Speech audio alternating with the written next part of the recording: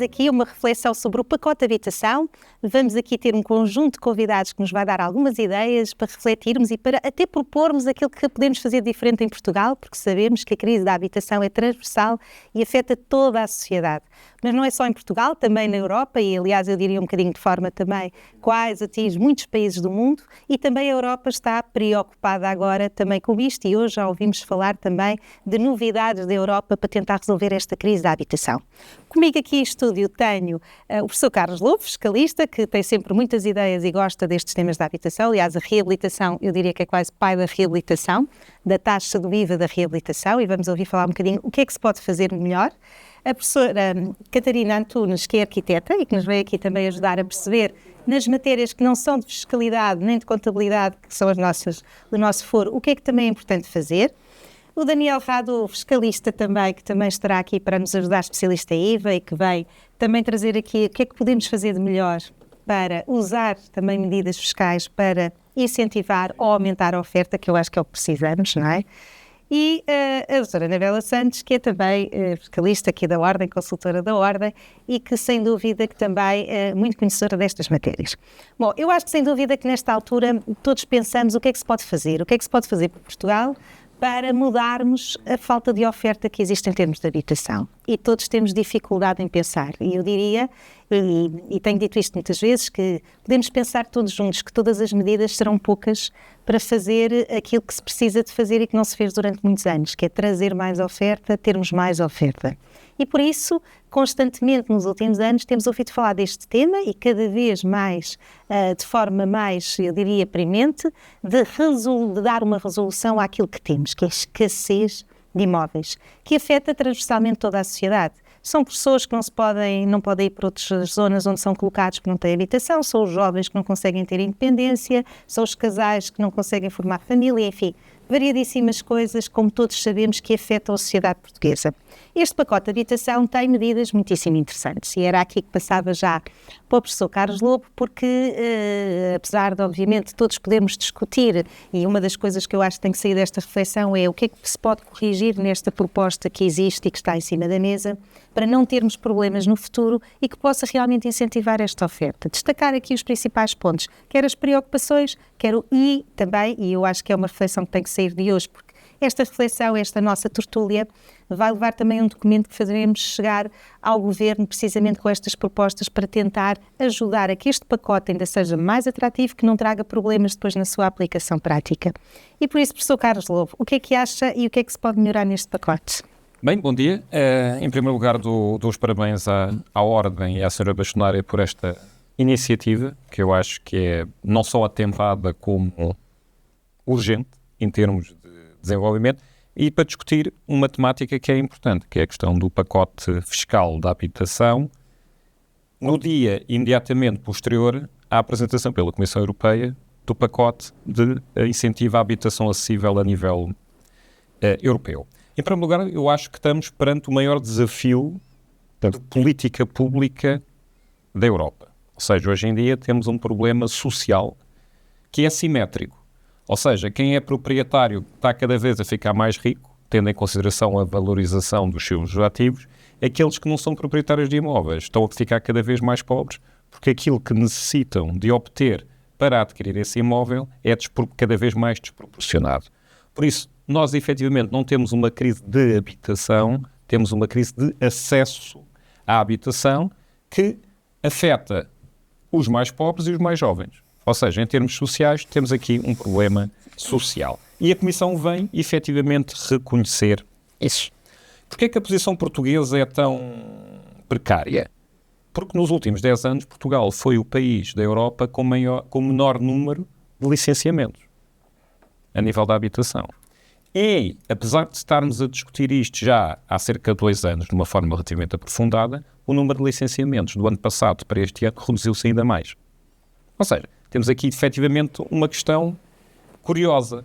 Temos, potencialmente, a maior margem potencial de ganho relativamente ao desenvolvimento de operações de desenvolvimento urbano à disposição do mercado, mas temos um mercado a não reagir a essa necessidade. Ou seja, efetivamente, temos um aumento da procura e a oferta não vai ao encontro dessa procura. E para aí temos que saber quais são essas razões. E as razões que existem são razões que são do foro regulatório e do foro fiscal. Do foro regulatório temos todo um problema relacionado com os instrumentos de gestão territorial, com as normas de urbanização e edificação e pelas próprias e pelo regime geral de edificação, porque nós continuamos com o RGEU, com o Regime Geral de Edificações Urbanas de 1950, que nos termos do preâmbulo devia ser revisto em 6 meses e que não foi revisto em 60 anos. Mas isso deixo para a arquiteta Catarina falar. Só ainda interrompendo aqui um bocadinho, este pacote de habitação que agora estamos aqui a ver não é o primeiro. Já ainda no governo socialista passado, houve também o pacote da habitação, chamado Mais Habitação, que também queria atingir todas estas áreas. O que é que falhou e o que é que agora podemos ter diferente? O problema do Mais Habitação é que no aspecto crucial do IVA era o menos habitação.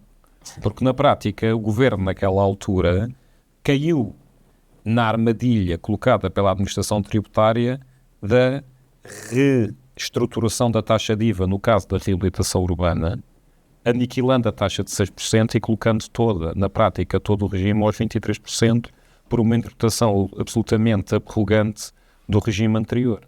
E não seria uma oportunidade também agora aqui neste pacote de habitação de voltar a corrigir isso? Agora, voltando aqui à questão do nosso pacote de habitação, nós temos que aprender com a experiência passada em termos fiscais. E, efetivamente, quando eu era secretário de Estado em 2008, nós, efetivamente, criámos a taxa de 6% da reabilitação urbana, não é? Até digo que quem foi o autor depois do conceito de reabilitação urbana, da regionalização urbana, está aqui ao meu lado direito, que era a questão do conceito tipológico. Deturpado pelo Tribunal. Exato, mas depois foi deturpado, não é? Ou seja... No fundo, o legislador, e quando se fala, não é, o que é que o legislador pretendia, não é? Não foi respeitado. Não. Mas na prática o que aconteceu foi o seguinte, fazendo uma análise de política fiscal, de política pública, a generalidade dos operadores considerou que, apesar de todos os incentivos que se encontravam presentes, IMIs, IMTs, IRS, IRCs, do pacote, aquele que efetivamente foi decisivo na promoção da reabilitação urbana foi a taxa reduzida de 6%. Esse é o aspecto crucial. Ou seja, em termos de habitacionais, podemos dizer com muita clareza que o elemento crítico, o bottleneck crítico é o IVA. Tudo o resto são pequenos pormenores que servem para alindar o package, mas não são elementos decisivos. São basicamente donativos para ficar bem. Não é? Verifica-se que ninguém arrenda ou deixa de arrendar porque a taxa de IRS é mais reduzida ou menor. Ninguém investe ou deixa de investir em promoção imobiliária se a taxa de IRC é maior ou menor. Por outro lado, também verificamos que a questão do IMT, nomeadamente ao nível do jovem, o efeito que originou foi uma transferência do bem-estar para a ótica do vendedor e uma aceleração ainda mais de um pacote de vendas sem necessária aumento do lado da oferta. Ou seja, temos de ter muito cuidado ao nível dos sinais que dão. E, basicamente, o que nós temos de focar é no IVA. Porquê é que o IVA é tão crítico? O IVA é crítico porque também é simétrico quando estamos a falar de construção. Se eu tiver a fazer uma construção para exploração económica, eu posso renunciar à isenção e posso efetivamente neutralizar o efeito de tesouraria do encargo do IVA. Eu posso liquidar e deduzir. E na prática, passo o encargo de IVA para o período em que já estou a gerar rendimento da atividade.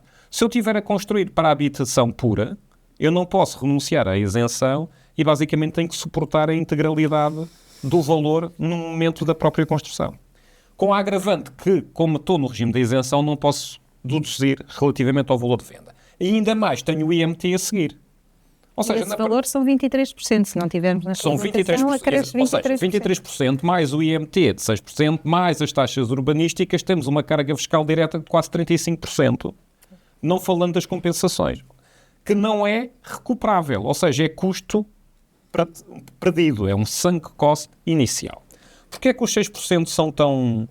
Ainda mais, e é mais relevante ainda, Quando na prática eu estou numa atividade de mão de obra intensiva e mesmo no processo de construção, em que eu na cadeia posso ir deduzindo os materiais, na parte da mão de obra não posso. Porque na prática eu estou a falar de mão de obra que é internalizada, ou seja, toda a estrutura da construção para a habitação, digo, não para turismo, não para atividades económicas, é uma atividade que está bloqueada na cabeça. E é por isso que em Espanha, há muitos anos, se alterou isso e basicamente se colocou toda também a construção dentro do regime normal do IVA, nomeadamente a parte da habitação, para neutralizar isso. Ou seja, nós temos o pior de dois mundos. Temos o mundo do bottleneck ao nível do IVA na parte final, que são 23, no regime normal, e temos o IMT a seguir, ou seja, só aí temos quase 30%, sem contar com as outras alcavalas de imposto. Isto, de facto, é agressivo. É agressivo e, obviamente, que os agentes reagem, não é? Reagem. E o IVA aqui, com os 23%, é um elemento crítico. Por isso é que, quando se criou a taxa reduzida para a reabilitação urbana, houve um sucesso tão grande. Não só se formalizaram as relações, 6% é neutro, em termos, como, efetivamente, toda a estrutura passou a fazer sentido em termos de funcionamento. O que é que aconteceu de seguida? O regime era simples. Tínhamos o regime da reabilitação, tínhamos um conceito de reabilitação que era um conceito alargado que remetia para o regime da reabilitação urbana, tínhamos ARUs, que eram criadas, pareceres onde estava a questão dos 6%, mas durante todos estes anos a administração tributária nunca,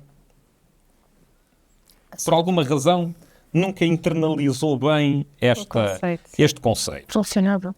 Porque funcionava, exatamente. Ou seja, em Portugal, sempre que alguma coisa funciona, acaba-se com ela. Tem que se acabar com ela, não é? Temos o RNH, não é? Portugal também é um país que está dentro dos limites dos níveis médios de investimento em investigação e desenvolvimento por causa do CIFID. Ou seja, sempre que alguma coisa funciona, nós terminamos com ela, ou há uma reação. E o Mais Habitação foi o ponto de partida. No Mais Habitação, o Governo acolheu as questões do conceito restritivo de desabilitação urbana, de 6%, e o STA, no Acordo de Harmonização de Jurisprudência, dá uma facada que, na prática, fazendo tábua rasa da letra da lei, não é? E basicamente dizendo que, para haver o IVA a 6%, tinha que haver ARU, tinha que haver uma operação de reabilitação urbana e não ARU, o que vai originar, no âmbito do período de 4 anos, toda uma reversão de liquidações. O que é que isto tem a ver com este pacote? Tem a ver com o seguinte: nós tentamos fazer um regime simples, linear, automático, mas uma sucessão de interpretações restritivas e arrogantes levaram a uma situação de uma total anarquia a nível de segurança e de risco, que efetivamente agora ainda não sabemos como é que se vai resolver. Qual é o problema deste regime? Ou seja... Então, se calhar aqui já temos uma proposta para apresentar, que é voltar, não é? A alargar o conceito da reabilitação precisamente para a parte da construção também ficar abrangido, porque foi sempre a ideia base, é aquilo que até do ponto de vista da União Europeia, da legislação geral, da diretiva do IVA, até tem cabimento, não é? E se calhar alargar-se um bocadinho esse conceito. A diretiva do IVA tem cabimento, mas na altura havia receios de não ter. A própria União Europeia adotou, pois, o critério de política social alargada. Eu também não estou a ver qual é o problema, embora haja quem coloca, a professora Clotilde Paulo, por isso coloca, acha que é duvidoso da questão se a política social, a habitação acessível, é sincero. Eu, para mim, não tenho claro se há... Aliás, o pacote de ontem é a prova que é visto como uma questão social, que é uma questão social, e é a questão social. Agora, não podemos ter uma estrutura de condicionamentos na atribuição do regime da forma que nós temos.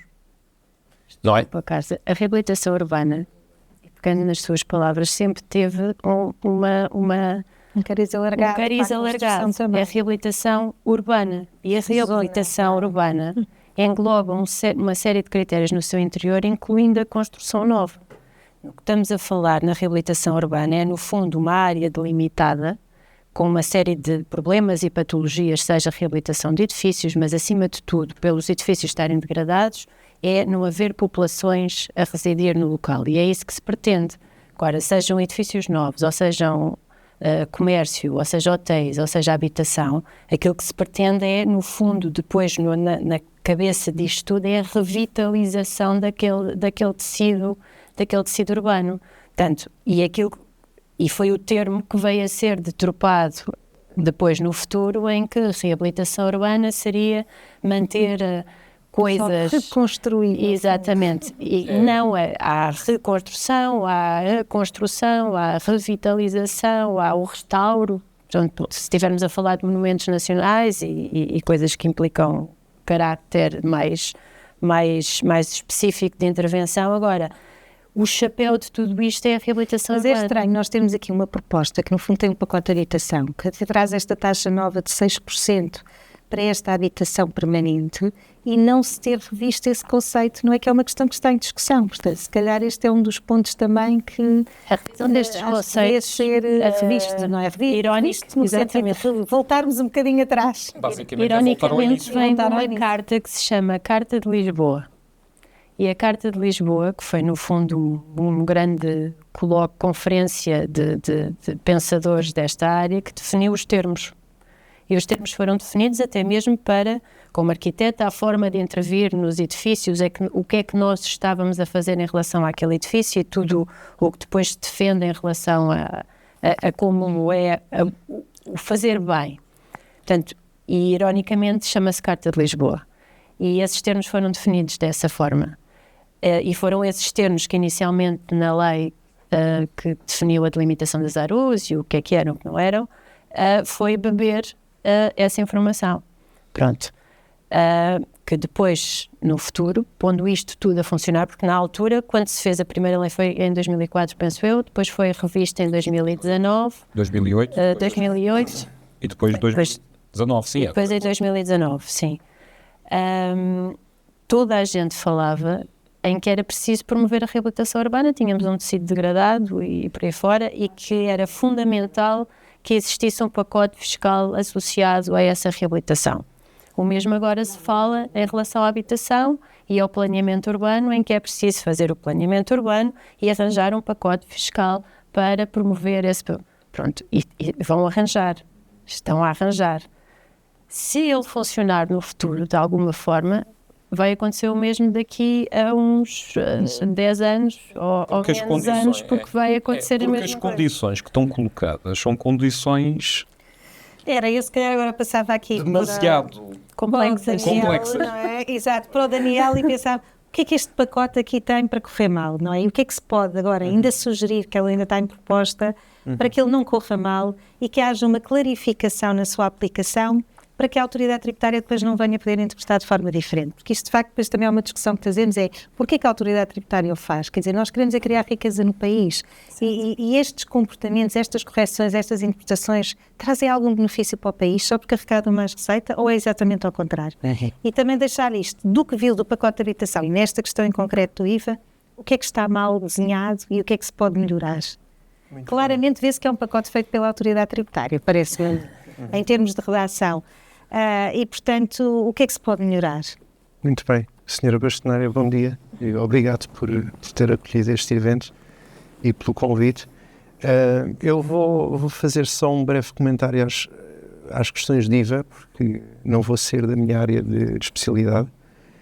Um comentário mais técnico e depois um comentário mais político, não é o meu costume, mas acho que é importante também tocar nesse ponto. No IVA eu destacaria três principais medidas. Uma delas passou um pouco despercebida, mas vamos ter agora um mecanismo de inversão do sujeito passivo, de reverse charge generalizado nos serviços de construção civil. Portanto, vai ser sempre o adquirente dos serviços de construção civil a autoliquidar o imposto. O que é relevante porque, a propósito da reabilitação urbana, havia muitas, sobretudo as entidades, os sujeitos passivos que estavam em regimes mistos ou em regimes até normais, alterar o enquadramento para o regime isento, quando construía, sobretudo para a habitação, por uma questão de gestão do risco, porque, como sabemos, não há responsabilidade solidária no âmbito das regras de inversão do sujeito passivo. Portanto, isso é um aspecto a notar, porque elimina logo uma série de confusões e provavelmente a AT vai ter que emitir novas orientações genéricas em substituição daquelas antigas de 2008. O terceiro tema, e passo do primeiro para o terceiro, porque depois o segundo é o mais relevante e é aquele no qual me quero alongar mais, mas o terceiro tema é o regime da autoconstrução. A técnica que é usada, penso que é o anexo 2 ao regime, é uma técnica próxima da isenção contra reembolso, portanto é uma taxa reduzida contra reembolso, que me parece uma excelente medida em termos de proteção da receita. Agora não sei até que ponto é que vai surtir o efeito. Em termos de tesouraria, não é? Como é que se vai pagar antes? Exatamente, em termos do próprio incentivo, porque primeiro as pessoas desconfiam de que daqui a uns anos vão ter efetivamente esse reembolso, e já sabemos que em termos documentais e em termos de procedimentais as coisas depois podem variar, assim como costumam variar ao longo do tempo, e uma lei, uma medida genérica depois tem concretizações completamente diferentes e podem falhar. Claro, essa questão da isenção via do reembolso, taxa reduzida, a aplicação da taxa reduzida da diferença, tem dois aspectos que psicologicamente são devastadores. O primeiro aspecto é o seguinte: o problema de tesouraria da construção. Claro. Na prática, neste mecanismo, estou a avançar dinheiro ao Estado. Ou seja, quando eu mais preciso do dinheiro, que é no momento da construção do investimento, não resolve esse problema. Segundo, há sempre o efeito nefasto de se pensar, se eu pedir o reembolso, vou ter a inspeção, vou ter uma fiscalização. E aqui, congregada, que são duas fiscalizações.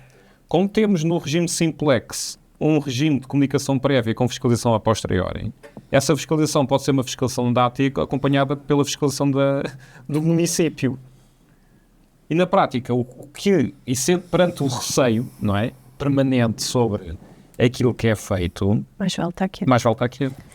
Além de ser um pedido baseado na lógica do papel.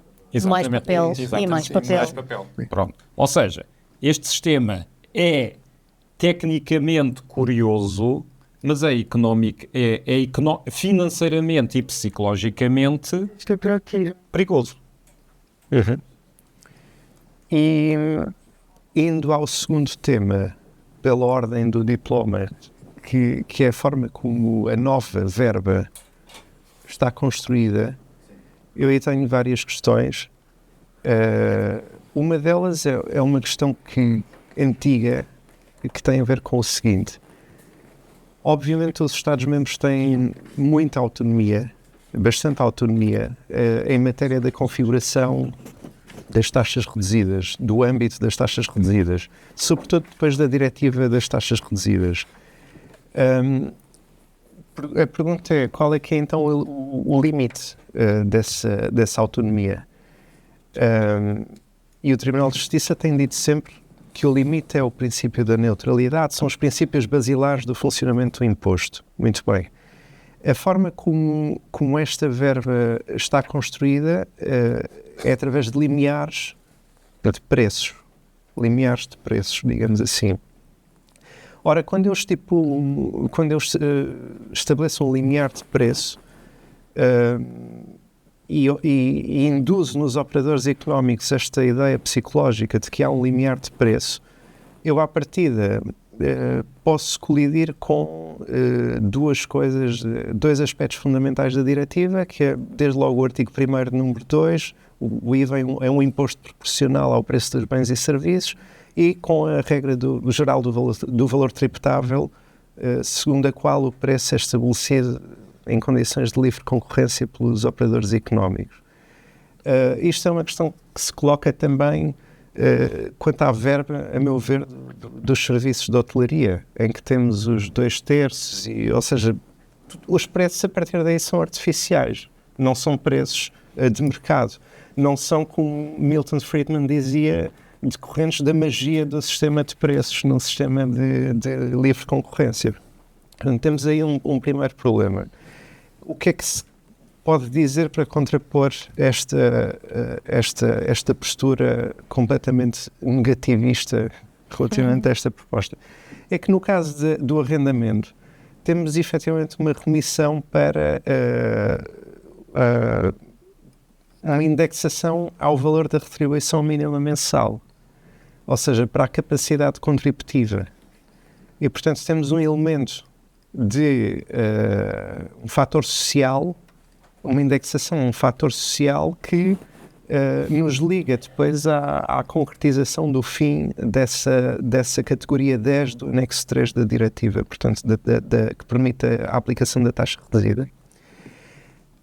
O mesmo não sei se acontecerá quanto à venda, porque a venda remete para o limite superior do segundo escalão das taxas do IMT. O que é que isto tem de relevância social? Escolheram o segundo escalão, podiam ter escolhido o primeiro ou o terceiro. Portanto, no caso da venda, poder-se-ia discutir isso. Um segundo problema é que nós já temos 5 categorias, 5 verbas de taxas reduzidas em matéria de imobiliário, setor imobiliário, ao abrigo da mesma cúpula da diretiva. Isto também foi discutido, em que medida é que não cria distorções concorrenciais, porque estamos a falar, no final do dia, do mesmo serviço. Serviços de construção civil e desenvolvimento imobiliário. Portanto, o meu receio aqui nem é o burocrático que temos assistido no âmbito da verba 2.23, porque na 2.23 o que é que aconteceu? Na reabilitação urbana, eu penso que o problema, a raiz, a semente do problema, esteve numa questão de eficiência administrativa. A AT não estava para validar cada imóvel a imóvel, para abrir os sites dos 308 municípios, para ver o mapa da ARU e ver se estava lá. Começaram a pedir aquelas certidões para que fosse a própria Câmara Municipal a dizer se estavam ou não dentro da ARU. As câmaras municipais começaram a acrescentar coisas às certidões. E a AT deixou de custar, quando viu que as câmaras começaram a dizer isto já agora está sujeito à taxa reduzida. E a AT começou a ver aquilo e disse, mas quem é que são vocês para dizer que isto está sujeito à taxa reduzida? E a guerra começou aí. Houve depois uma escalada de argumentação, porque todas as certidões eram diferentes. Não houve uma harmonização. E quando há este tipo de conflitos de atribuições e de competências, o problema que nós temos é que não há uma contraparte central que os dirima, que devia ser o Governo. Não, o Governo dirime depois no Simplex a 2000, no primeiro Simplex urbanístico, validando a posição da AT, a opção limitativa. Certo, mas em termos de interpretação autêntica e procedimentalização, ou seja, quando as coisas não funcionam, devia haver uma intervenção. Mas deixa-me só dizer uma coisa. Todo o problema da habitação em Portugal, nomeadamente da revisão de PDMs, que demoram 30 anos, da aprovação de planos de pormenor e planos de urbanização, que são quase impossíveis, resultam precisamente de um desfazamento entre as administrações públicas, entre as autarquias locais e o Estado, e as CCDRs, e os ICNFs, e as ABs, e as direções regionais de cultura, e tudo o resto. Numa revisão do PDM, o particular, o privado, que devia ser o foco da congregação de interesses, conta 2 meses num período de 20 anos. Ou seja, na prática, o problema que nós temos em Portugal é um problema de jurisdições efetivamente entre entidades públicas. Claro. E aqui na reabilitação, efetivamente, a AT nunca aceitou que uma construção nova, como disse a Catarina, dentro do MARU, pudesse ser considerada como reabilitação. Mas é, e por isso é que foram criadas as ARUs, precisamente para dar o conceito zonal da reabilitação. Porque se fosse uma operação singela, tínhamos a outra verba dos 30 anos dos imóveis, com mais de 30 anos, sim. Em que se aplicava... Esse foi sempre o objetivo, porque o preâmbulo da lei vale o que vale, mas acaba por ser um enquadramento da intenção do que vem a seguir. E é esse mesmo que se queria, era ganhar escala. Aliás, a lei inicialmente, aquilo que dizia era que ganhou-se bastante. E funcionou. É que a intervenção devia ser, no mínimo, ao quarteirão. Ou seja, era agarrar a escala. Em Lisboa começou muito por isso, no início, com a criação das áreas de reputação urbana e das SRUs em Lisboa, essencialmente, e o Porto, mas que o Porto fez de uma forma catastrófica em termos financeiros. Mas funcionou. Em que a escala, o objetivo sempre foi ganhar escala urbana de intervenção e não fazer intervenções singulares. E sim, essa construção nova é a reabilitação urbana. E porquê? E esta atribuição deste benefício fiscal e desta particularidade dá-se numa área delimitada. E aquilo que tu falavas há pouco da relevância social, é isso que lhe deu a relevância social da intervenção. E pela primeira vez em décadas acabou-se com o caos urbanístico através dessa medida. Pronto. E eu julgo que agora, em relação à habitação, temos que ir pelo mesmo caminho, se calhar tentar moldar ou limar umas arestas para depois não vir a ter no futuro dizer que se tem de fazer uma devolução de IVA porque afinal as regras do jogo deixaram de ser estas, passaram a ser outras, mas a meio do jogo, que é delimitar áreas que sejam por vertentes de plano pormenor, planos de urbanização, que seja, mas que fiquem sobre as alçadas dos municípios e que não tenham de passar por todas a via sacra das instituições que nós temos neste momento, em que se estipula efetivamente que se aplica IVA a 6%, à habitação acessível, obviamente, e às infraestruturas.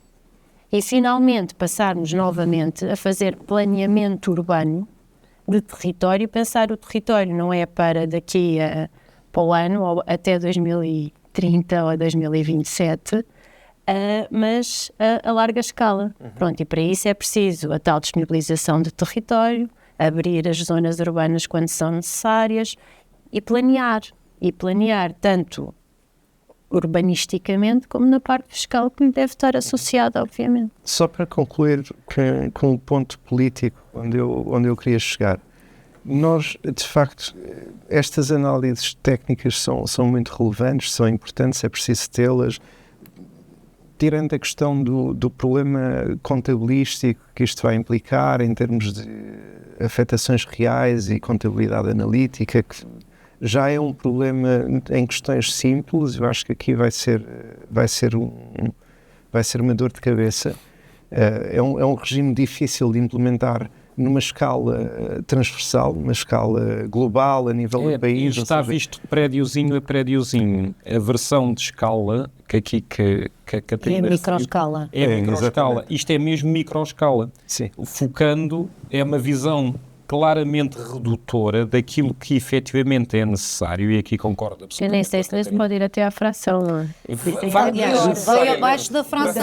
Quando não há propriedade horizontal constituída, nós ainda temos um problema adicional, que é, a lei contempla aqui alguns mecanismos estranhos de resolução, porque de facto vamos abaixo da escala da fração. Ou seja, nós temos o maior problema de todos em termos de macropolítica e adotamos medidas com uma data de microação. E é esse o ponto em que eu queria pegar. Nós temos, obviamente, vindo a perder pelas melhores razões a soberania numa série de matérias.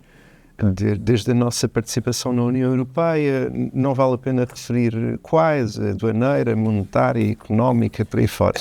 Ainda não perdemos, obviamente, fiscal, se bem que o IVA é um caso diferente, ainda não perdemos em matérias, obviamente, urbanísticas, gestão do território, ainda não perdemos nas taxas reduzidas do IVA,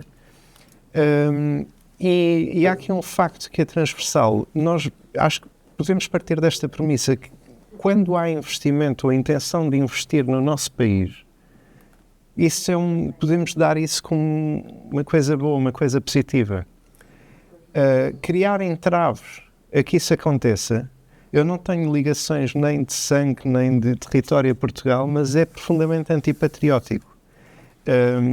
E o meu receio aqui é que discutimos, por exemplo, este exemplo da destruição da verba da reabilitação urbana, da taxa reduzida da reabilitação urbana, com as inspeções todas e o crédito que até agora se arroga de ter, nós aqui corremos um risco ainda mais elevado. Se estas taxas reduzidas não estiverem bulletproof, não estiverem totalmente bem conformadas com a diretiva, quer em termos de pulverização, quer em termos de estruturação, nós corremos o risco de, daqui por uns anos, haver uma contenda e haver um reenvio prejudicial e o Tribunal de Justiça dizer que esta verba contraria a diretiva e termos exatamente o mesmo fenómeno que estamos a ter agora com o acórdão uniformizador do Supremo Tribunal Administrativo. Portanto, minha sugestão, relativamente pelo menos à componente da venda de imóveis, é que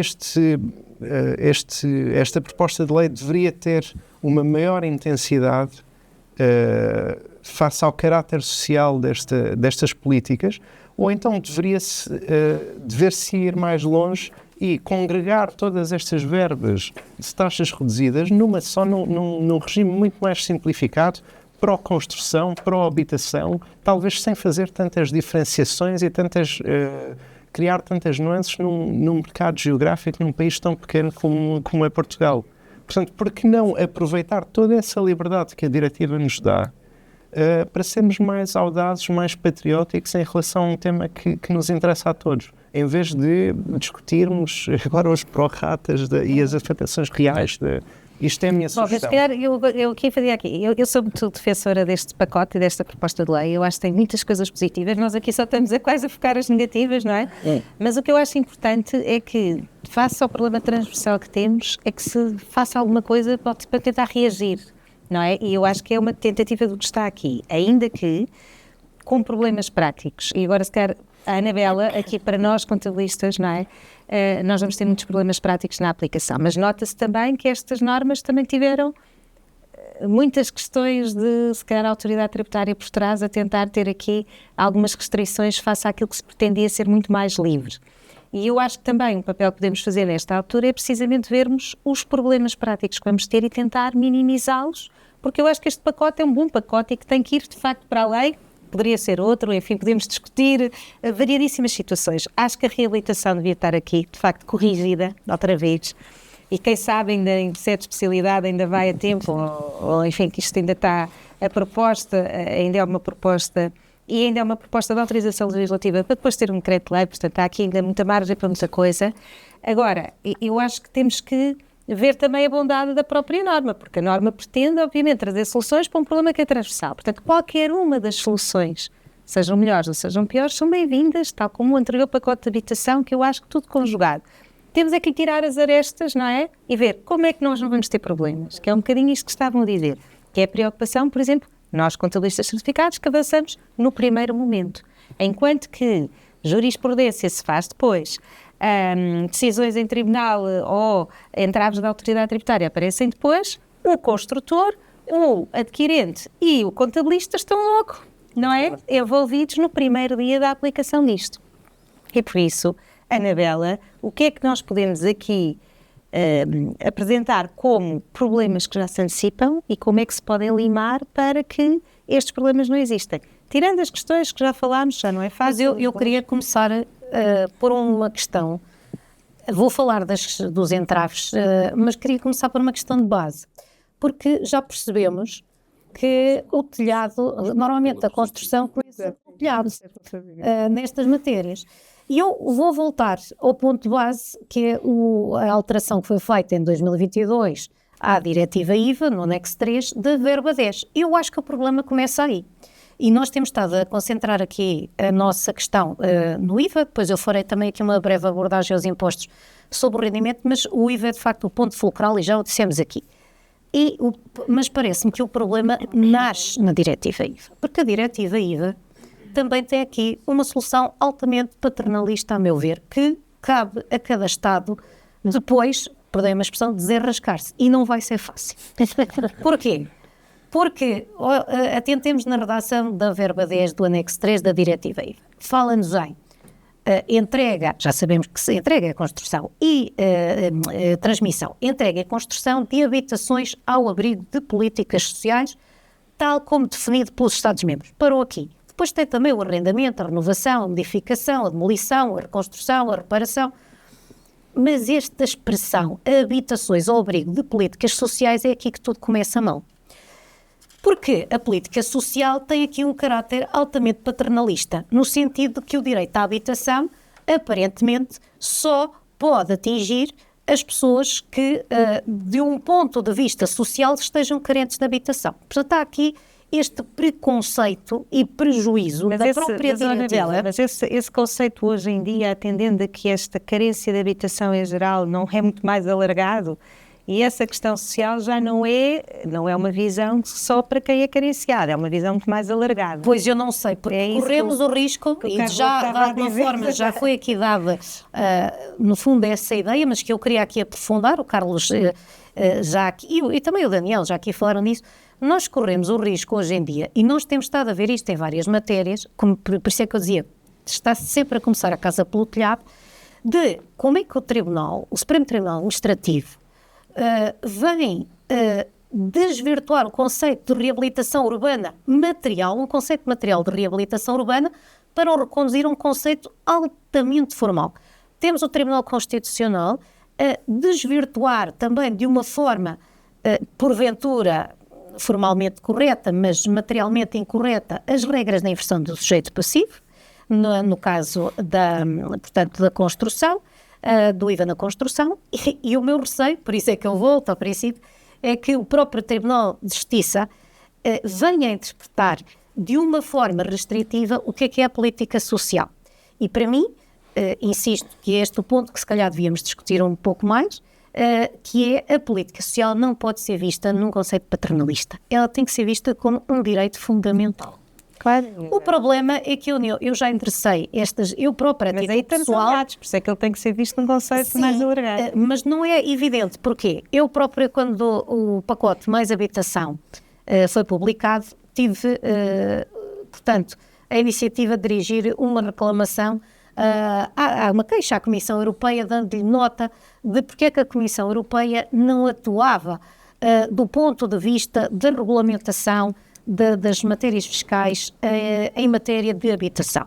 E a resposta deles, por escrito, foi que não era uma competência, portanto, uma competência harmonizada da União, e que ficava totalmente, portanto, na disponibilidade dos Estados. Era uma competência estritamente nacional.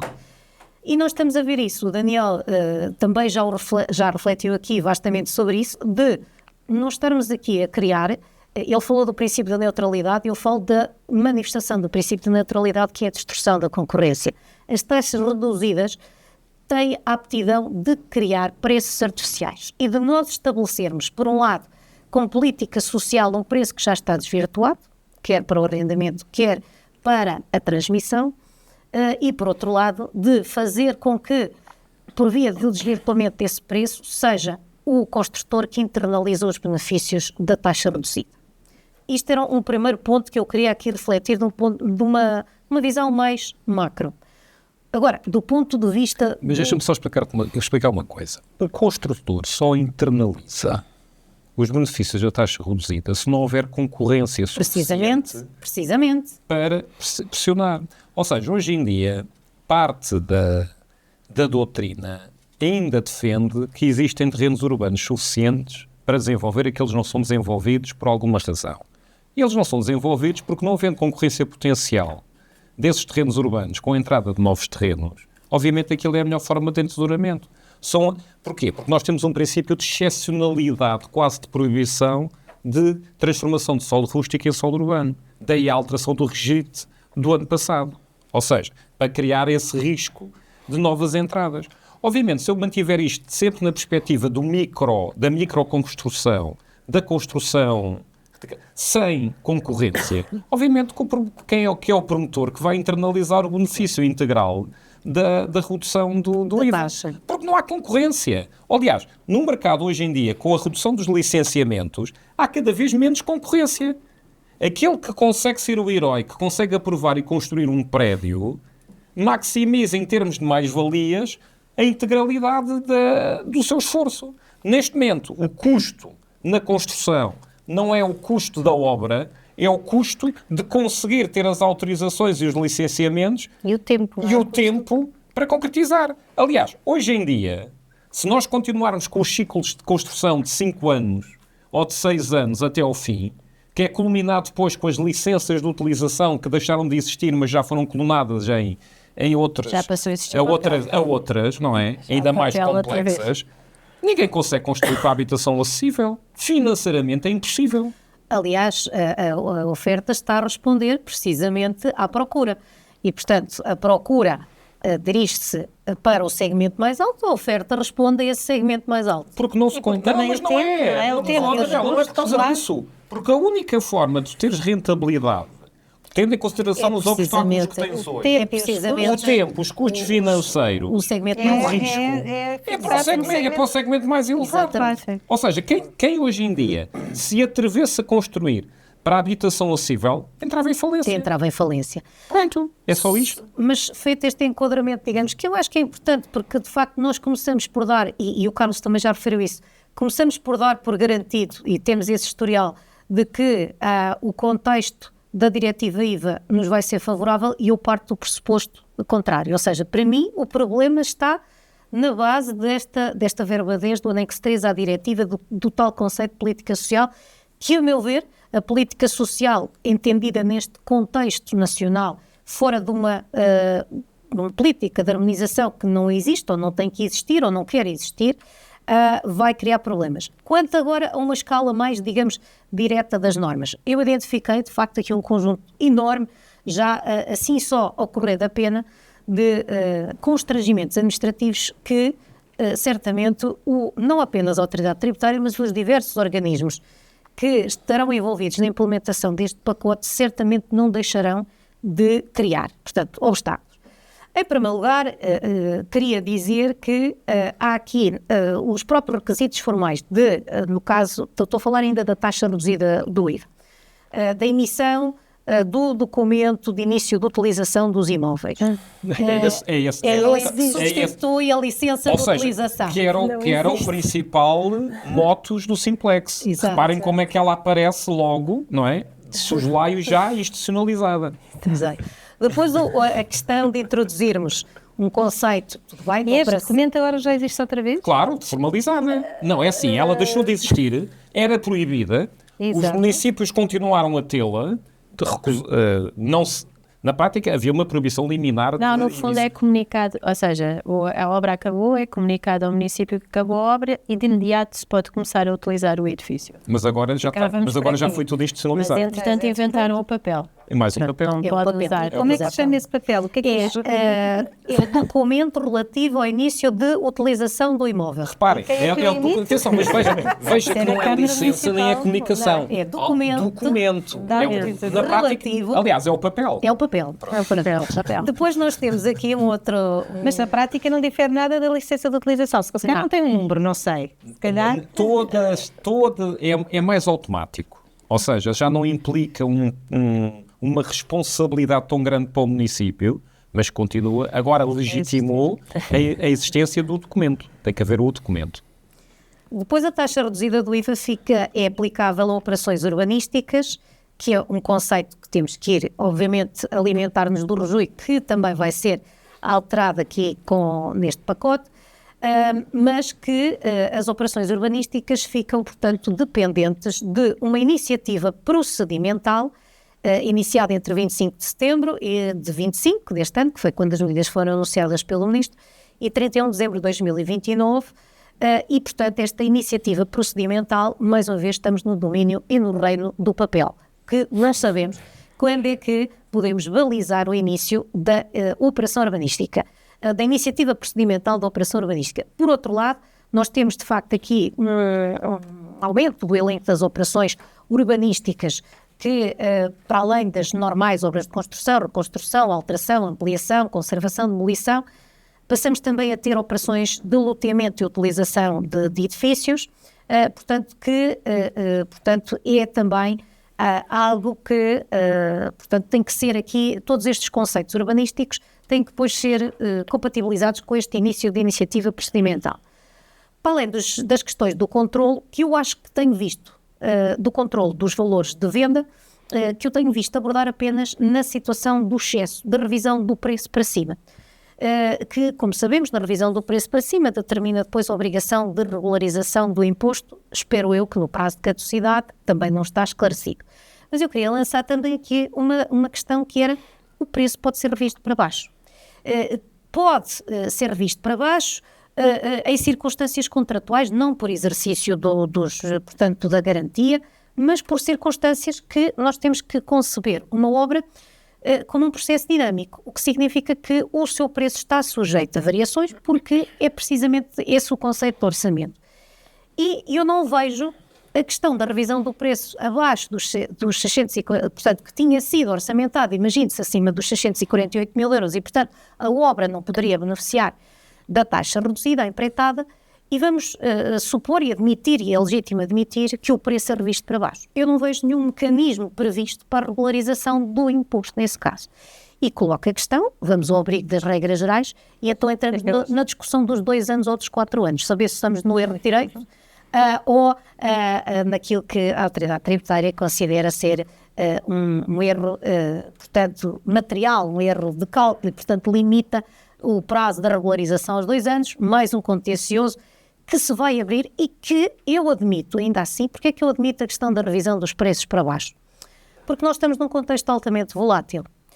E a verdade é que nós temos vindo, e temos aqui uma arquiteta connosco, a ver que há substituição de materiais, há novas técnicas de construção. Portanto, eu concebo, do ponto de vista prático e conceptual, a possibilidade de uma revisão do preço para baixo.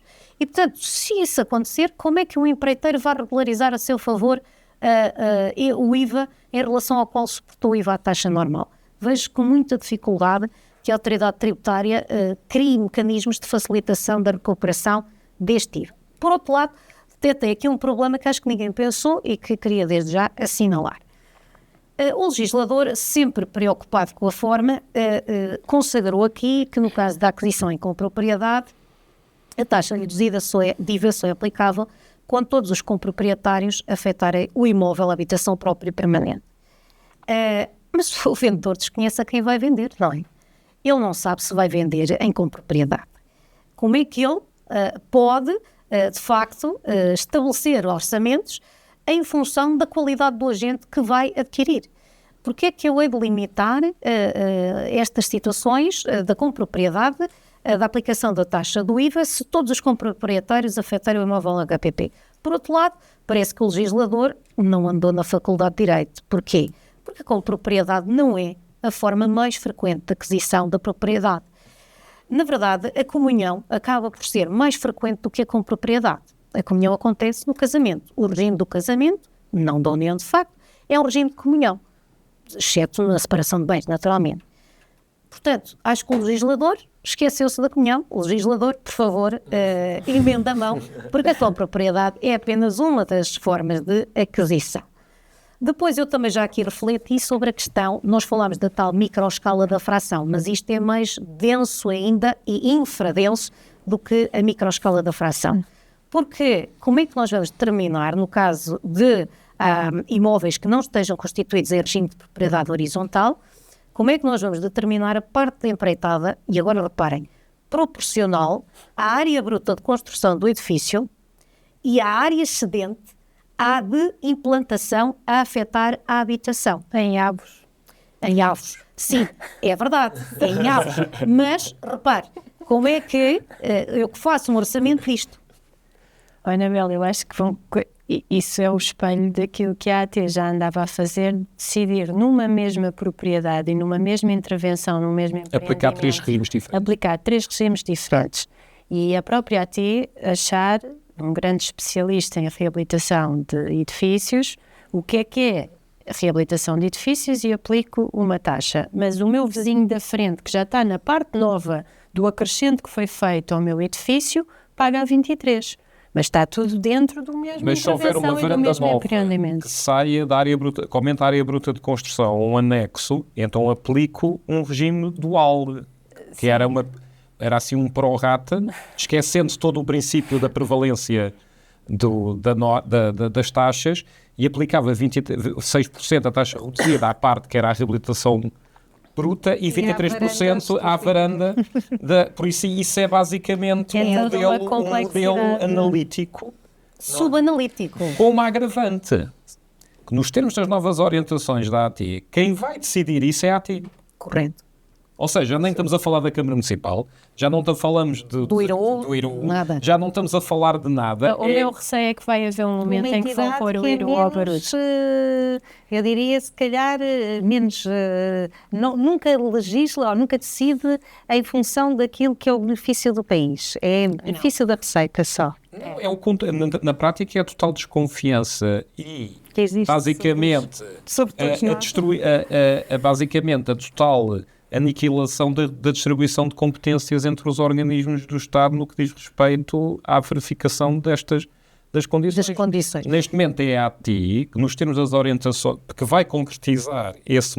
Por isso eu pergunto, quem é que vai pedir à AT num movimento de autoconstrução para fazer a fiscalização para a devolução da própria... Eu julgo que eu estando habituada a fazer processos de licenciamento, é o tal início do procedimento, que eu penso que é o ato de entrega ao município, depois está... Pensamos nós, Catarina, depois estamos 5 anos à espera que eles decidam se sim ou que não, e mais outros 5 para a construção. Não, ainda há outra. É antes de pagar a taxa ou é com pagando a taxa?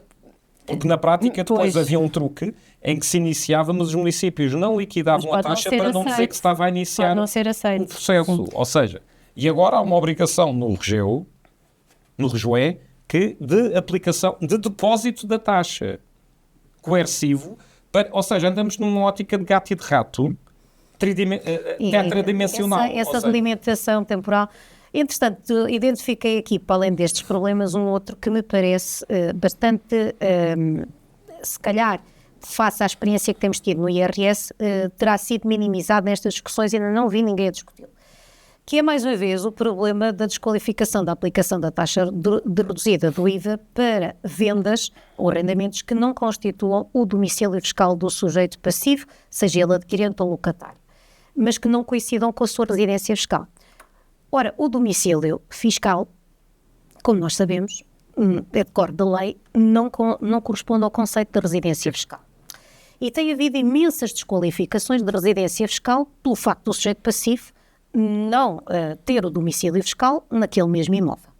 O conceito que os tribunais têm entendido, portanto, o conceito de HPP, de habitação própria e permanente, não é equivalente ao conceito de domicílio fiscal. E, portanto, nós aqui, ao estarmos a desaplicar ou desqualificar a aplicação da taxa reduzida para imóveis que não constituam, portanto, dizemos que a taxa reduzida se aplica se o imóvel se destinar, no fundo, à habitação permanente, não é, que constitua o domicílio fiscal do sujeito passivo. Então, espera aí, mas como é que o promotor se vai responsabilizar se a quem vendeu não estabelece o seu domicílio fiscal? Para além disso, a pessoa pode, de facto, alterar a sua residência fiscal, que já é um pressuposto fortíssimo que vai alterar a sua residência fiscal, mas nunca estabelecer lá o seu domicílio, porque não faz ali o seu centro de interesses, a sua vida. E estas situações, podemos pensar, bom, mas como é que a autoridade tributária vai desqualificar isto? Mas tem-no desqualificado para efeitos de IRS e do regime do reinvestimento. Porquê? Porque as pessoas têm um contrato de água, luz e gás, portanto, os serviços, mas não vivem no imóvel. Ou seja, o que tu estás a sugerir é que agora nas escrituras de venda haja uma cláusula contratual em que o vendedor condicione o adquirente a estabelecer o domicílio fiscal sob pena de qualquer correção na pessoa do promotor possa ser repercutida como responsabilidade do adquirente. Essa cláusula não teria qualquer eficácia, como é óbvio, mas estou aqui a problematizar porque não tenho visto esta questão debatida e sei que ela vai acontecer. Depois, também como eu já disse, a questão da regularização do imposto a favor do Estado não parece balizada pelo prazo de caducidade na lei, portanto, obviamente terá que o ser, mas ainda assim, será que vai aqui invocar-se a suspensão do regime da caducidade para aumentar o prazo de regularização do IVA a favor do Estado, portanto, nos casos em que não sejam cumpridos os limites? E como eu também já disse, no caso de regularizações a favor do contribuinte, do empreiteiro, portanto, não há, a lei não prevê mecanismos de regularização. Outra nota também que eu queria aqui dar, e aqui também um aspecto de funcionamento do modelo de interoperabilidade, tem a ver com o facto de, a meu ver, desnecessário, de se instituir um modelo de comunicação do valor de venda dos imóveis. Ora, para controle destas operações, nós já temos a modelo 11. A modelo 11 não tem valores, mas ela já existe. Ela é submetida por quem titula as operações e nessa medida basta acrescentar um campo. Não é preciso criar um novo modelo de interoperabilidade entre 4 ou 5 entidades, porque, ainda para mais, de obrigar a comunicações do IRN, o IRN, como todos sabemos, tem tido dificuldades operacionais, isto para dizer de forma simpática, portanto, dificuldades operacionais de efetivar registros, quanto mais efetuar modelos de comunicação. Para além do facto do IRN não estar vocacionado para isto, porque os registros não têm valores. Quando muito, no caso de garantias, portanto, das hipotecas, está lá o valor máximo do ónus, mas, portanto, isso não corresponde, nem tem que corresponder ao valor da transação. O IRN não tem vocação para comunicar valores, não deve comunicar valores, não tem que ser a torre do tombo, portanto, destes, digamos, de todo o repositório das transmissões, porque essa torre do tombo, esse repositório já existe, é pô-la a funcionar a favor deste regime. E só para, enfim, eu tinha aqui muito mais sobre a restituição parcial do montante do IVA, já aqui falámos, é o papel, qual papel? É o papel, e nunca saberemos qual é o papel, e deixem-me também dizer-vos aqui... papel nunca, e sabendo, ele nunca estará perfeito. Nunca estará perfeito, mas há aqui um aspecto que me deixa... corresponderá ao que há, entendo como perfeito. Particularmente, o Estado às vezes gosta de ser enganado, do meu ponto de vista. Ao estarmos a criar um regime de restituição do IVA apenas para a construção, o que nós vamos assistir, e já assistimos hoje, é que acontece para efeitos de IMT, é que muita da construção, que não é autoconstrução, mas é aquisição, foi transformada em construção. E, portanto, alguém quer comprar um imóvel. Então, o empreiteiro diz, não, eu não lhe vou vender um imóvel, eu vou-lhe fornecer um serviço de empreitada e um serviço de transmissão do terreno. E, portanto, assim passamos a ter construção e passamos a ter elegibilidade, não pagamos IMT sobre o imóvel, pagamos apenas IMT sobre o terreno para construção e não há IMT na construção e criamos aqui um mecanismo de restituição do IVA com as dificuldades que já falamos, para além de se impor aqui o tal regime do papel, por exemplo, obriga a juntar contratos de empreitada. E vamos ter aqui um claro problema, porque não há uma tradição firme, consistente, de celebrar contratos de empreitada na construção. Até há alguns, mas não há uma tradição constante. E depois o canalizador que lá tem que ir pôr as torneiras que ainda... que mal, portanto, coitado, o homem não faz contratos de empreitada. Depois temos aquela limitação que tem que haver um único contrato de empreitada geral. Não o vejo dessa forma. Como era na reabilitação urbana. Mas já antecipa esse problema. Já antecipa esse problema também. Mas houve uma interpretação. Houve uma interpretação que vai ser o mesmo. Vai ser o mesmo. Porque é a única forma de haver um controle efetivo. Exatamente. Exatamente. A questão de dizer que só a empreitada geral, que é uma coisa que hoje em dia não existe. Mesmo que haja projetos-chave na mão, nem sempre os projetos-chave na mão têm tendência, hoje em dia, a correr mal, porque há falta de mão de obra, enfim, todas as circunstâncias. E é uma distorção da concorrência, porque distingue empreiteiros grandes de empreiteiros pequenos. Portanto... Bom, Anabela, já falei aqui de imenso, não é? Não queria estar aqui. Eu volto ao ponto base. Eu acho que este pacote tem muitas coisas positivas. Eu quero ouvir-vos falar também sobre as coisas positivas. Já sabemos que, e reparem, muitos dos problemas que levantaram não têm a ver só com o pacote, têm a ver depois com as interpretações abusivas que muitas vezes existem por parte da autoridade tributária e de entidades públicas sobre o próprio pacote. Se calhar não é o pacote em si, mas sim depois aquilo que se dá asa que possa vir a acontecer, embora o pacote também tenha aqui questões que possam ser melhoradas. Portanto, agora queria destacar as coisas positivas deste pacote e onde é que ainda pode ser melhorado. Deixem-me só dar uma nota quanto a esse ponto. Eu acho que sobre esta questão vamos lá ver, a AT tem um mandato de proteger a receita. Esse é o mandato da AT e não podemos pô-lo em causa. E, entretanto, acontece também que a AT é talvez a única entidade pública que fiscaliza a legalidade dos negócios jurídicos de direito privado em Portugal. E também é a única entidade que funciona. Exatamente. Efetivamente. Mas o mandato dela não é proteger a receita. O mandato dela é executar a cobrança da receita, não é proteger a receita. São as duas coisas, ou seja, em sentido amplo. Exatamente a mesma Agora, coisa. a nossa inquietação é qual? É quando o resultado, à primeira vista, não é eficiente.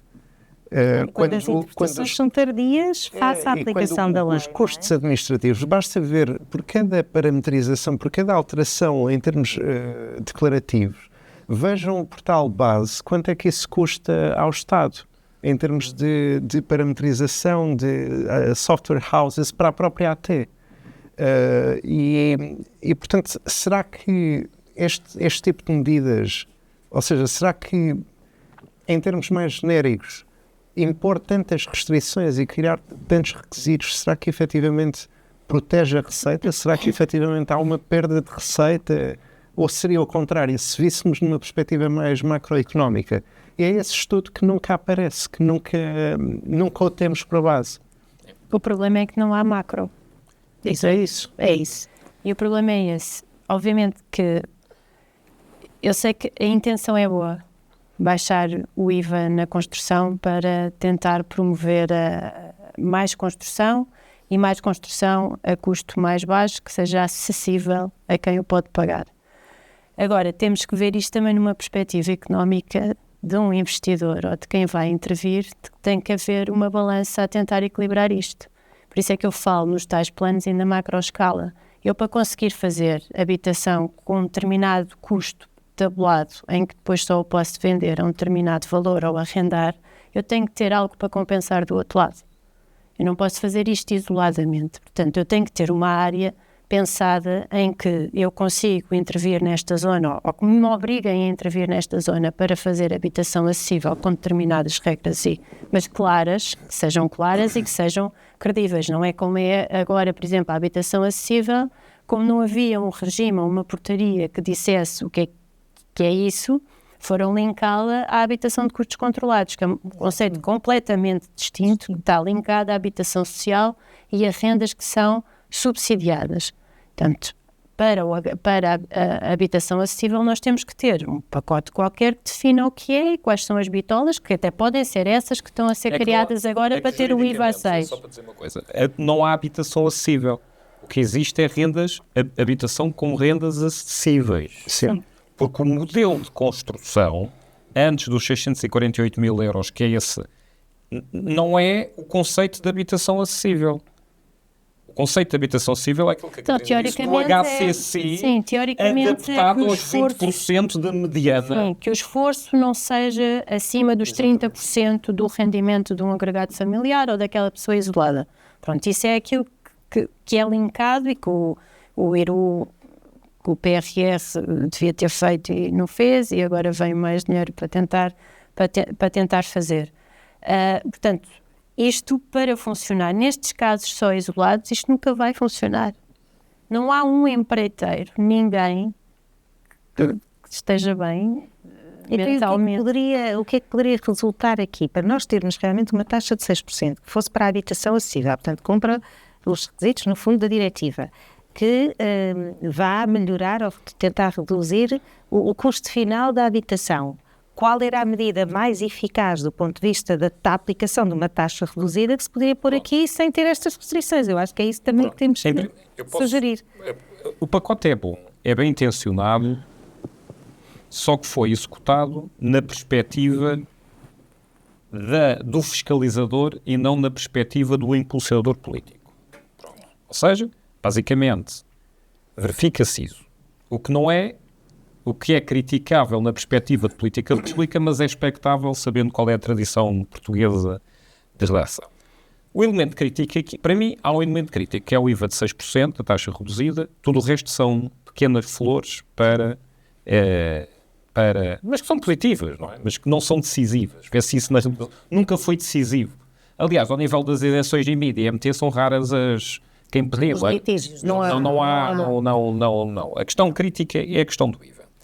Em primeiro lugar, acho que em Portugal se deve começar seriamente a pensar qual é o regime de IVA na habitação. Ou seja, evoluirmos para um modelo de dedução geral e começar a estudar isso e a preparar isso para não haver uma assimetria entre a construção para a habitação e a construção para outras finalidades. Quer seja com taxa reduzida ou sem taxa reduzida. Ou seja, o regime consistente. Relativamente aqui a esta questão, e sabendo aquilo que a Anabela referiu e estando ciente do conceito de política, da dificuldade de concretização de política social que também tivemos na reabilitação. Atenção, só que na altura nós dissemos a reabilitação, por causa deste macro-efeito zonal, tem um efeito de externalidade positiva para a área e tem um efeito social. Não é? Nós na reabilitação não tínhamos limites. Carlos, desculpa.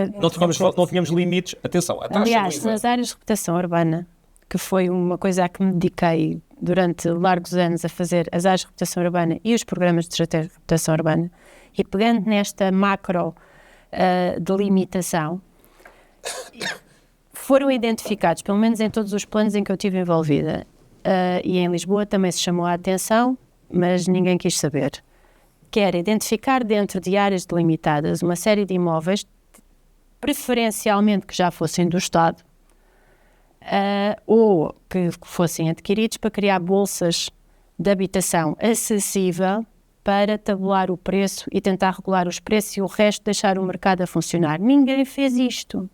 Em Lisboa disseram que éramos loucos porque estávamos a ser muito otimistas em relação à procura de Lisboa. Viu-se. Não, isso foi na altura da extinção da EFL, porque havia uma empresa pública de urbanização de Lisboa. Agora, deixa-me só dizer, relativamente à questão dos 6%, na reabilitação não havia limite, não é? Aqui há o problema do limite e há o problema dos 648 mil. Aliás, eu até acho que é simplificado os 640 mil, porque são 648 mil do quê? Um estúdio ou um T6? Não há uma ligação ao metro quadrado. Eu posso ter um metro quadrado a 11 mil euros, um metro quadrado, e estar dentro dos 740 mil se for um T0. Aqui na Avenida da República. Pronto. Ou seja, mas tudo bem, não quero pôr mais dificuldade nisto. Não é? Também sei que... Mas eu preciso de um conceito de habitação acessível. Eu preciso de um conceito tipológico de habitação acessível que supere... Com substância. Que consubstancie. Não é? Carlos, mas se calhar precisamos de internalizar todos, como eu disse, que a política habitacional é um desiderato do próprio, da manifestação do direito à habitação. Mas isso foi a que a Comissão fez de uma forma... Em vez de lhe chamar social, para tirar este caráter paternalista que eu referi. Eu sei, mas isso tem a ver com a margem. Eu sei. Mas atenção, mas ainda tens o limite da diretiva. Mas o limite da diretiva é este. Pronto, mas a questão é a seguinte, mas atenção, o acessível já não é social, porque tinhas o anátema da habitação social. A habitação social é o HCC, é a habitação a custos controlados. Mas é que estamos já numa esfera de... Aliás, que o próprio governo é criticado por considerar que o valor dos 648 mil não é demasiado elevado para ser acessível. Também temos que ver isto aqui numa forma. Agora a questão é a seguinte, o que nós precisamos é de grandes desenvolvimentos urbanos. Nós precisamos construir centenas de milhares de imóveis. Não é este regime que vai permitir a construção de centenas de milhares de imóveis face ao déficit habitacional que nós temos. Ou seja, não é isto. E não são todas estas dúvidas que nós estamos a ter do se e se verificados a posteriori, que é o pior de tudo, e dos papéis que nós não sabemos qual é o papel, e sabemos a tradição portuguesa das intervenções restritivas, não é? E do legalismo extremo, não é? Que é sempre definido pelo guardião do templo. Aliás, não temos um Salazar, nem temos 3 Salazares. Nós temos milhares de Salazares em cada portão. Temos todos os diretores. Todos os diretores do urbanismo das câmaras municipais. Na prática tem um total controlo no conteúdo da interpretação. E depois temos um outro problema, que é os tribunais a não funcionar. Ninguém consegue, em tempo útil, fazer valer a sua pretensão, sendo que, curiosamente, os tribunais também estão a enverdar da ótica da interpretação conservadora, restritiva ou abrogante, numa ótica da aversão ao risco geral. O que eu digo, este pacote é um pacote altamente positivo na vertente da sua teleologia, é altamente pernicioso pelos condicionalismos e pelos todos os ses que estão inerentes. Ou seja, este regime precisa de um simplex, de um verdadeiro simplex na sua aplicação e da passagem de uma ótica de controlo restrito para uma devolução ao mercado da sua atividade. Basicamente era o seguinte: concretizar um conceito de habitação acessível, poder ser 648 mil. A taxa são 6%. Temos áreas de loteamentos, planos de urbanização, planos de pormenor.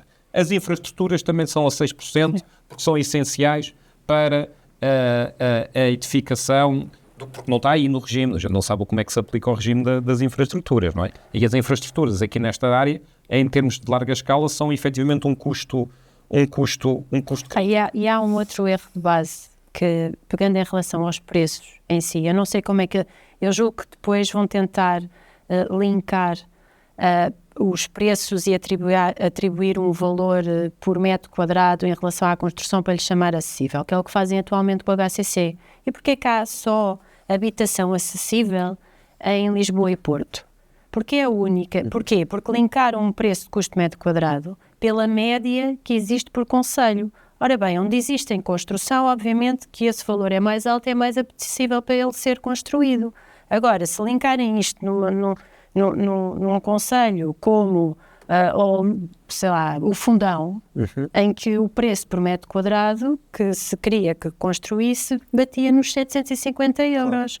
Portanto, aí nunca vai haver habitação acessível. Portanto, isto tem que haver uma lógica em relação a como é que se consegue disponibilizar este tipo de construção em que todos fiquem a ganhar. Ou seja, na prática era isto. Era simples definir efetivamente o que é construir um conceito que não existe de habitação acessível, que não seja unicamente linkado ao preço.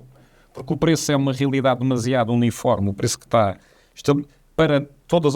Basicamente, onde existe mercado, o valor é apetecível. Onde não existe mercado, tem que se criar um mercado como... 648 mil euros de um T1 de 648 mil euros só é acessível no centro de Lisboa.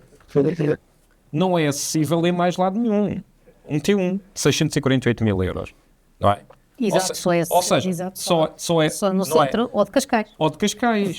Mas será que este regime não é demasiado simplificado? Eu se calhar concretizava mais. E retirava... Por um lado queremos simplificar. Não, mas retirava... Não, e aplicava as regras só com uma tipologia, estabelecia uma questão e esquecia tudo o resto.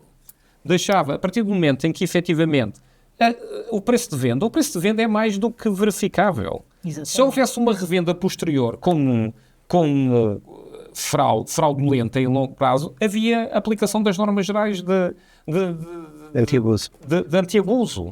Ou seja, aplicávamos um regime normal. O sistema já tem os mecanismos de controle. O INPIC tem a informação sobre todas as transações que são realizadas porque as escrituras são-lhe transmitidas. A informação já existe. Exatamente. Não é preciso criar mais novas fontes de informação, não preciso estar aqui a criar um registro.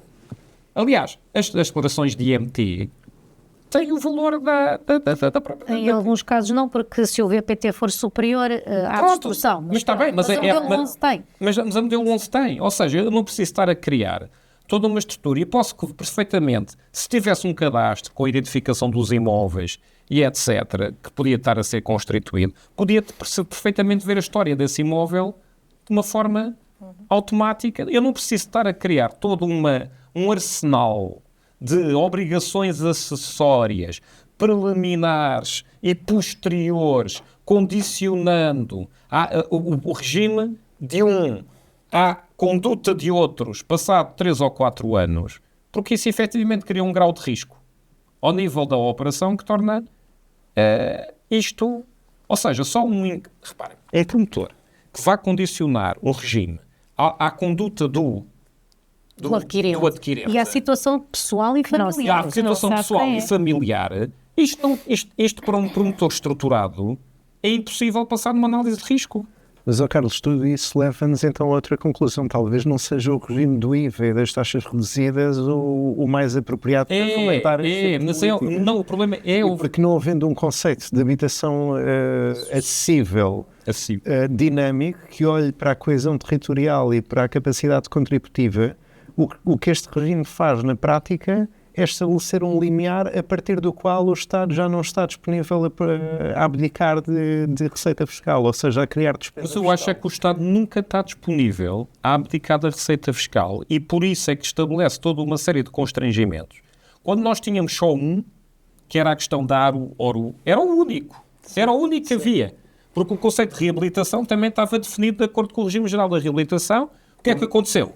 A interpretação restritiva do conceito de reabilitação deixou de ser Carta de Lisboa e passou a ser o entendimento da AT, que é a reabilitação no sentido de manter a fachada, os elementos notariais, nem pode haver demolição. Neste momento há uma total anacronismo entre o conceito de reabilitação fiscal e o conceito material, não é? Não interessa, mas alinhámos pelo conceito fiscal, não é? Tínhamos a história da ARU, toda a gente passava há informações vinculativas da AT a dizer que quando existe a aprovação da ARU, há a aplicação das normas de 6%. Sim. Ou seja, isto vai dar uma litigiosidade brutal se não for resolvido em termos de responsabilidade do Estado. As expectativas foram criadas e foram escritas, não é? Nem foi expectativas. Há direitos constituídos, não é? Se se deu e eram duas variáveis relativamente simples e o regime era simples, agora imaginem quando temos 6 ou 7 variáveis móveis que podem mudar ao longo do tempo.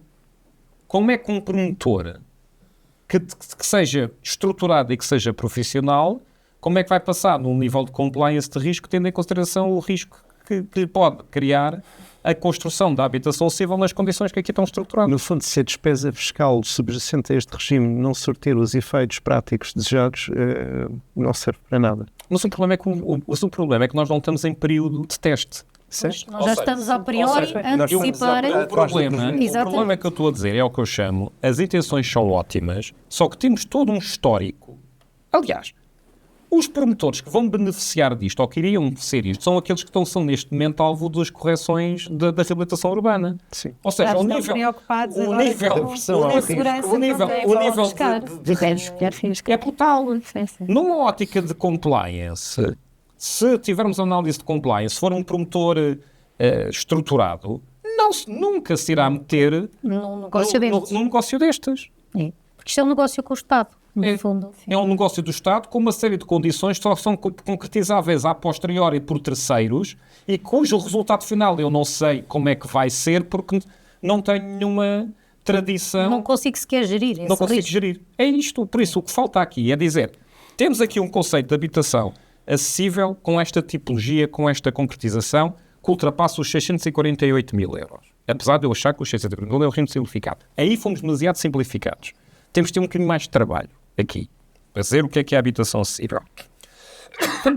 Temos que dizer o que é que são empreendimentos de habitação acessível. O regime da alteração do regime tem isso, que era os tais. É que eu tinha 50% de habitação acessível, 50% para mercado, para o nível das estruturas. Isso, o regime urbanístico está a avançar no sentido certo. Ok? Agora, eu não posso estar a condicionar isto a uma série de condições que eu não tenho, que o promotor, na perspectiva do promotor e do construtor, não consegue controlar. Mas aí o que faria sentido era ter uma entidade terceira, um IRU, a certificar caso a caso ou a certificar promotores. E até assentar a ideia inicial de uma versão anterior deste regime era pôr uma entidade a certificar os projetos que não era uma entidade, era quase um modelo de inteligência artificial de acordo Mas isso não era pôr mais uma entidade? Não, era o início, era a partida. Não, porque podemos ter na mesma os mesmos problemas com a Não, mas era a partida. Ou seja, a questão da certificação, já impedia que a AT viesse num momento posterior colocar em causa aquilo que tinha sido certificado. Mas colocou na mesma, porque havia uma certificação anterior em relação à reabilitação urbana. Exato. E desqualificou a utilização. Então vejam lá, se vocês estão a colocar em causa... Não, também certificava se era uma reabilitação. Atenção, então vejam, ainda me estão a tirar mais estão a mudar o argumento. Se num momento em que havia uma certificação, quer por parte do município, quer por parte da própria IRU, que dava parecer sobre as ARUs. Atenção, o IRU dava parecer sobre as ARUs, sobre a estratégia que lá estava, onde estava invariavelmente o IVA a 6%. Sim. E havia pareceres. Se havia esta dupla certificação e aconteceram os problemas que aconteceram, agora imaginem num regime armadilhado sem rede. Até vai passar a fazer licenciamento por E sabem qual é a minha preocupação mais grave? Ainda pior. É que eu sei que isto vai ao Parlamento e ainda vão pôr mais condições em cima disto. Mas isso é pelo medo da responsabilidade. Mas podemos tentar ajudar a que se simplifique e não que se ponham mais condições ainda. Por isso é que estamos aqui há uma hora e tema. Ou seja, todas as dificuldades... Para se resolver um problema, temos de fazer o diagnóstico preliminar da temática. Foi sem dúvida o que fizemos, não é? Foi o que fizemos. Agora temos que concretizar medidas. Eu, na prática, reduzia isto a 4 artigos. Simples. Taxa de IVA de 6% para habitação acessível. Conceito de habitação acessível é um conceito em que o valor de construção por metro quadrado não excede tal ou, na perspectiva, aquele em que o valor de rentabilidade média de um casal de rendimento médio não ultrapassa os 30% da mediana do seu esforço, do agregado familiar.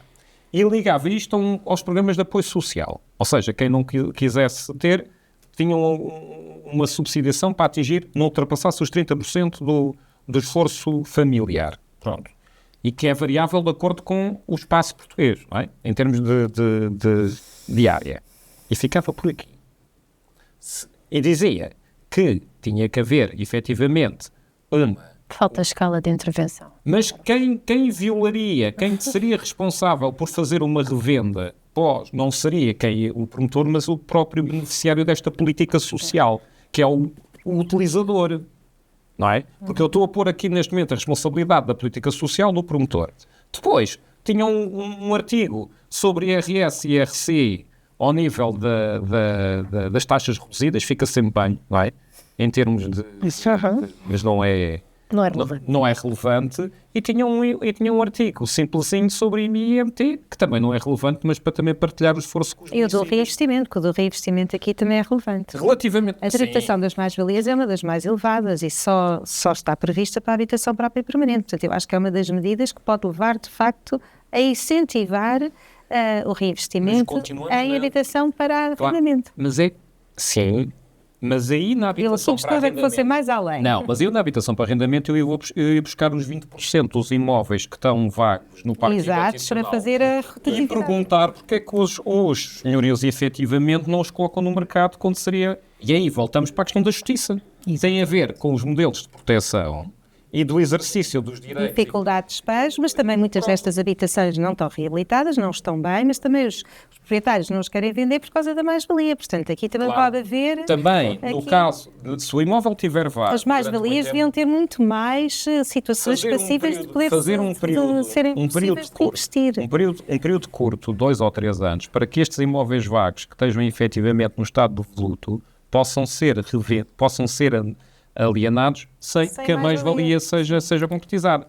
Dentro deste parque habitacional que neste momento se encontra vago e que se encontra disponível. Que é a única forma que nós temos de trazer aqui. Se não somos obrigados, se não os conseguimos forçar a arrendar, podemos basicamente dar um incentivo significativo à sua venda.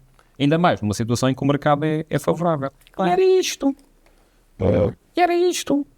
Não era preciso mais complicações, não era preciso estarmos a dizer que paga e depois devolves, mas eu vou-te ver, e tens de ter o papel, e ficas aqui durante 4 anos, se o tipo a quem tu vendeste for manhoso, tu ficas responsável, e depois vou devolver quantos? Tudo? E depois tem que ser todos para a habitação própria permanente. Isso não for, o que é que acontece?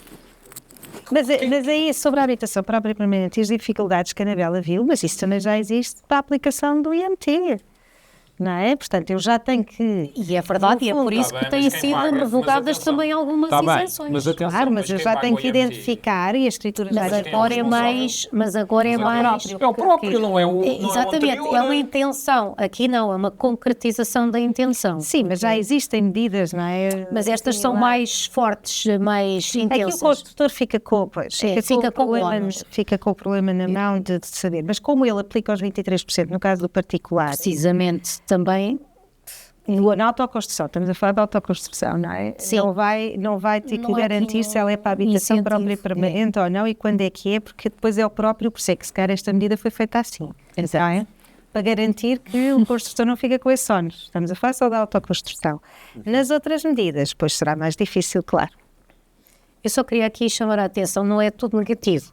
Ao fim de 19 anos, percebemos que o regime da inversão do sujeito passivo nasceu torto. Mas demoramos 19 anos.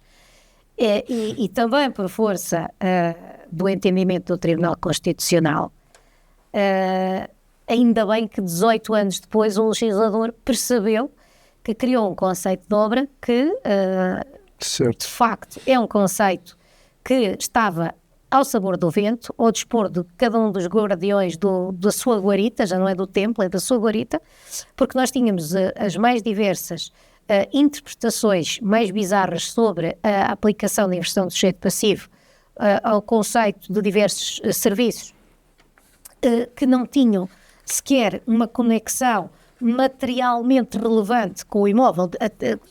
Dou aqui um caso paradigmático. Se considerar que o papel de parede, a colagem do papel de parede, estava sujeita ao regime da inversão do sujeito passivo. Colagem do papel de parede, portanto, era isto que nós chegámos a este ponto. Chegámos a este ponto. É claro que agora também, de forma bastante tardia, portanto, o legislador deu conta disto 18 anos depois, vai aplicar 19 depois. De facto, o Daniel já falou disso, garantir que, de facto, a inversão do sujeito passivo é aplicada independentemente do regime de dedução do IVA do adquirente, vem trazer uma estabilidade ao sistema e eliminar a necessidade da aplicação do artigo 19, número 8 do Código do IVA, no sentido de não impedir a dedução do IVA devidamente liquidado, porque agora é claro quem é que tem que liquidar o IVA, não é? Que é o adquirente, e portanto isso vai minimizar fortemente num contexto de boa-fé a incorreta aplicação da regra da inversão do sujeito passivo. De todo modo, também este de facto, sendo um aspecto muito positivo deste pacote, também não podemos deixar de chamar a atenção que ele só aparece aqui por força da decisão do Tribunal Constitucional, porque se assim não fosse, ele também dificilmente estaria aqui. E, portanto, demoramos 19 anos para chegar cá, pelo menos chegámos, mas foi demasiado tempo. E um ponto muito positivo, o nosso Tribunal Constitucional a interpretar disposições de IVA devia acontecer muito mais vezes porque tem, efetivamente, competência para o fazer na área de competência do Estado-membro interna, portanto, aquilo que não tem efeito direto da diretiva. É uma prática muito saudável nos outros Estados-membros. Os tribunais constitucionais interpretam as legislações de IVA. No nosso caso, há sempre uma autocontenção e a preferência pelo reenvio prejudicial, que muitas vezes não surte o melhor efeito, porque o Tribunal de Justiça não conhece a realidade nacional, o regime interno, tão bem como o Tribunal Constitucional. Por exemplo, imagine-se o Tribunal de Justiça ter que se pronunciar sobre toda esta confusão da verba 2.23 e perceber o regime da reabilitação urbana e como é que isto funciona. Muito mais facilmente um Tribunal Nacional estaria em condições de o fazer. Essa nota também acho que é muito positiva. Muito bem, acho que ficou aqui uma boa reflexão para fazermos agora um documento de resumo de propostas, obviamente salientando também a parte positiva, mas tentando prevenir o que possa de menos bom acontecer. Pelo menos é a nossa responsabilidade. Vai sobrar para nós, não é? Vai sobrar para nós? Não, isto vai sobrar para o contabilista. Para o contabilista. Quem vai ter que lidar com toda esta... Logo no início, em termos de responsabilidade, vai ser o contabilista. Certo. Que é efetivamente quem vai ter que operacionalizar. Quem vai ajudar o empresário da construção civil a a aplicar e a ver como é que pode aplicar e quando. Sim. O que também vai ser muito difícil, obviamente. E também os cidadãos a fazer este pedido de restituição. E um cidadão normal diria que com a literacia menos que média consegue fazer isto, não é? Anabela, Para vocês, eu vou-te explicar uma coisa. sabem. Num regime em que tu tens de simplificação, em que a construção foi feita com base numa comunicação prévia, em que não há um licenciamento e a parte urbanística fica em suspenso perante o resultado final. Será que os municípios neste momento nem fazem fiscalizações concomitantes? Há um risco de ser uma fiscalização sucessiva. Se ele vai pedir A restituição. o que é que vai acontecer? Inevitavelmente. Vai disputar essa mesma Ou seja, logo, vistoria. o risco, a vantagem que seria, a vantagem que deveria de existir, que era de reduzir o custo de tesouraria ab início, não se verifica. Ele, na prática, constrói a casa, não é? Mas ele, na posse do contrato de empreitada das faturas, também não tem assim tanto risco, não é? Desde que tenha tudo. Em relação à fiscalização É que lá está, é que nós temos aqui o pedido que está dependente da emissão do documento relativo ao início da utilização. Logo isto já cria aqui um obstáculo psicológico e burocrático. É o tal da licença de utilização, que era aquilo que a primeira versão do Simplex tinha de mais positivo. Sim, mas isso terá que ter uma solução, não é? Se está uma coisa prevista na lei que uma entidade pública tem que emitir, ela tem que emitir, certo? Mas não tinha. Eu sei, mas agora passa a ter outra vez. Portanto, estamos a pôr o ónus também do lado do Estado, é do mesmo Estado. E por isso o Estado tem que passar esta declaração, qualquer que ela seja, que nós não sabemos qual é. Aí a Catarina está já... Não, o problema é que é um novo licenciamento. É que o licenciamento depois não se verifica a priori e vai-se ficar a posteriori. Porque depois vai-se encontrar uma incongruência, nem que seja de 5 centímetros. Sim, normalmente o que acontece Os fundamentalismos aparecem em toda a sua plenitude. O sujeito não consegue encerrar a obra e se tiver financiamento bancário fica a pagar juros e não a pode utilizar em termos legais e fica tudo... E depois passam os prazos, não é? E no final disto tudo nada bate certo. E depois o valor... dos licenciamentos seguros e das obras subsequentes vão ultrapassar o valor dos 648 mil euros. Tu sabes perceber, Paula? E pronto. E acabou-se. E agora, antes de terminarmos, eu acho que a Catarina ainda podia aqui ajudar com esta simplificação de processos, em que aquilo que é dito é, primeiro inicia-se o processo, mas depois, pelo menos o que está anunciado, não é? Sim. E depois há uma autorização tácita, não é? E faz essa verificação ao final. E se alguma coisa correr mal? Era um bocado isto que estava mal. Corre sempre mal. E pronto. Então é melhor qualquer, que seja particular, seja construtor, esperar sempre pelo processo final de aprovação, em vez de avançar e considerar o problema essa aprovação tácita. Atualmente... Ou isso ainda é possível ou não com este novo regime? Vai ser possível? Eu gostava que sim. O problema é não haver previsibilidade nunca em relação a nenhum procedimento que se faça, o início de procedimento no município para o licenciamento de uma obra e o início das obras. E até o final delas. Aquilo que a Anabela disse há pouco. Obviamente, durante uma construção existem alterações, porque existem coisas que não estavam previstas. Se for numa reabilitação, deparamos com situações que não sabíamos que existíamos. Pode aparecer um arqueólogo, porque descobrimos qualquer coisa dentro da arqueologia, é mais um curto, e por aí fora. Portanto, e o que é triste é que mesmo com o Simplex, antes havia uma figura, continua a haver, mas parece-me que os municípios não gostam muito de aplicar, que eram as telas finais. As telas finais de um projeto não é mais do que alterações que não são significativas no interior de uma obra, em que se espalham nos desenhos e toda a documentação que lhe chamamos telas finais. Toda a gente assim não tendo responsabilidade a dizer que aquilo tudo cumpre as 1200 normas que existem afetas ao urbanismo. Já chegou, são 2400. 2400, sendo que não tenho conhecimento. Há pouco, só uma à parte, há pouco falava-se sobre, o Carlos falou sobre o Regeu de 1952. Eu conviveria muito bem com o Regeu se não existisse mais lei nenhuma, porque para mim o Regeu era suficiente para construir e acabou-se tudo o resto que existe em relação à legislação afeta a construção. Mas esta figura do finalizar a obra era uma garantia, não é? Essas telas era uma garantia, ou seja, entregava-se, a Câmara Municipal de antes ia ao local ver se as telas finais correspondiam àquela construção. Não era o licenciamento inicial. Hoje em dia, eles comparam em relação ao licenciamento original. Qualquer alteração que exista pelo meio, onde é que está? É um novo licenciamento. É o novo licenciamento. Esse é que é o problema. E foi isso que o Simplex tentou. Obras simplificar.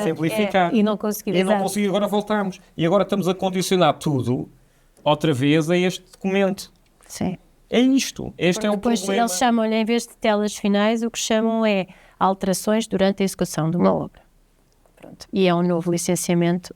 E se houver entidades a serem auscultadas, têm todas que passar outra vez e ficamos à espera do tal documento. De alguns municípios, com as telas finais, com divergência do processo de comunicação prévia, fazerem uma comunicação à ordem dos arquitetos para responsabilidade deontológica.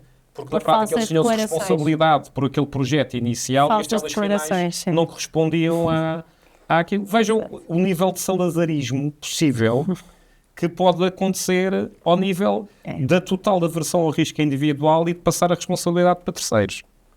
Teve que a Ordem dos Arquitetos fazer uma reunião com os municípios a dizer para não fazerem isso.